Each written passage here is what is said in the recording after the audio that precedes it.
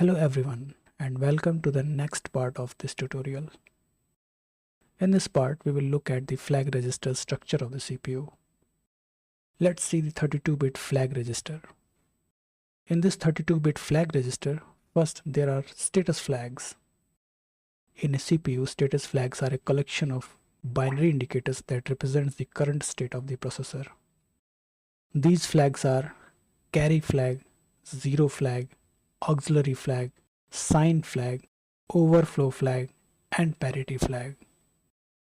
These flags are used by the CPU to make decisions during program execution, such as whether to jump to a different part of the program or whether to continue with the current operation. Programmers can also access these flags and use them to write more efficient and optimized code. After the status flags, we have system flags. System flags are a set of flags or control bits that are used to control the overall behavior of the CPU and its interaction with the system.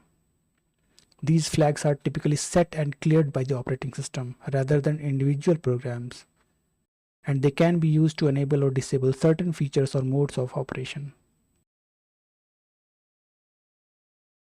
After system flags, we have control flags. Control flags are used to control specific behavior in the processor. Currently only one control flag is defined, the DF flag or the direction flag.